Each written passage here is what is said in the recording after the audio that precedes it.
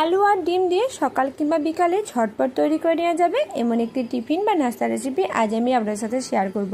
এই টিফিন বা নাস্তা রেসিপিটি বানানো খুবই সহজ এবং খেতে অসম্ভব মজাদার হয়। চাইলে এই পদ্ধতিতে টিফিন রেসিপিটি একবার বাড়িতে বানিয়ে দেখতে পারেন। আর বন্ধুরা, ভিডিওটা স্কিপ না করে শেষ পর্যন্ত দেখার জন্য আপনাদের কাছে অনুরোধ রইল, আপনি যদি এই চ্যানেলে নতুন বন্ধু থাকেন অবশ্যই চ্যানেলটি সাবস্ক্রাইব করে সাথে থাকবেন।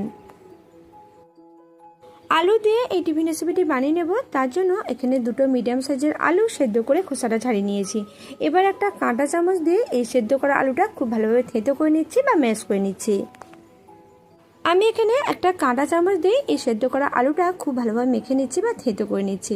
আপনারা চাইলে যে কোনো গ্রেটার বা হাত দিয়েও খুব ভালোভাবেই আলুটা থেঁতো করে নিতে পারেন। আলুটা মোটামুটি খুব ভালোভাবে থেঁতো করে নিচ্ছি, এর মধ্যে কোনো বড় ঢিলা ভাব নেই। এবারে সেদ্ধ করা আলুটা এক সাইডে রেখে দিচ্ছি।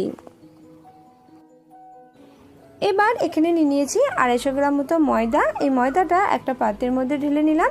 আমি এখানে নাস্তা বা টিফিন রেসিপিটি বানানোর জন্য ময়দা ব্যবহার করছি। আপনারা চাইলে এর পরিবর্তে আটা দিয়েও এই টিফিন রেসিপিটি বানিয়ে নিতে পারেন। এবার এর মধ্যে দিয়ে দিলাম অল্প পরিমাণে লবণ আর সাথে দিয়ে দিলাম 1 চামচ মতো সাদা তেল। এবার এই তেল এবং লবণ খুব ভালোভাবে ময়দার সাথে মিশিয়ে নিচ্ছি।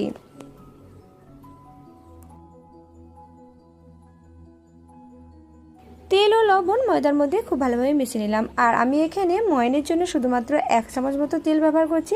আপনারা যদি এই টিফিন রেসিপিটি একটু খাস্তা খেতে পছন্দ করেন সেক্ষেত্রে তেলের পরিমাণটা 3 থেকে 4 চামচ মতো দিয়ে দিতে পারেন।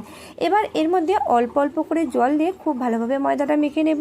আর ময়দাটা মিডিয়ামের তুলনায় একটু শক্ত করে মেখে নেব। ময়দার মধ্যে অল্প অল্প জল দিয়ে ময়দার এই ডোটা মিডিয়ামের তুলনায় একটু শক্ত করে মেখে নিয়েছি। এই ডোটা আমি 10 মিনিট মতো ঢাকা দিয়ে রেখে দেবো। সেই সময় দেখবেন এই ময়দার ডোটা আগের তুলনায় অনেকটাই নরম হয়ে যাবে। সেই কারণে ময়দার ডোটা মিডিয়ামের তুলনায় একটু শক্ত করে মেখে নিয়েছি।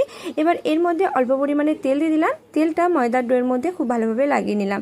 এবার এটা ঢাকা দিয়ে মোটামুটি 10 মিনিট মতো রেস্টে রেখে দেবো।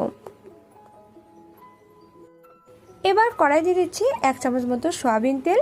এই তেলটা খুব ভালোভাবে গরম হয়ে যাওয়ার পর তেল কড়াইয়ের চারপাশে খুব ভালোভাবে চালিয়ে নিচ্ছি। এবার এর মধ্যে দিয়ে দিচ্ছি দুটো ডিম।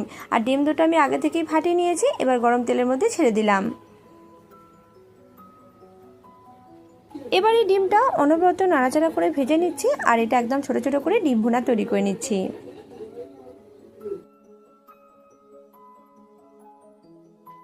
ডিম অনবরত নাড়াচাড়া করে ভেজে নিয়েছি। আর দেখুন খুব সুন্দরভাবে ডিম ভুনা তৈরি হয়ে গেছে। এবার এই ডিম ভুনাটা একটা পাত্রের মধ্যে ঢেলে রেখে দিচ্ছি।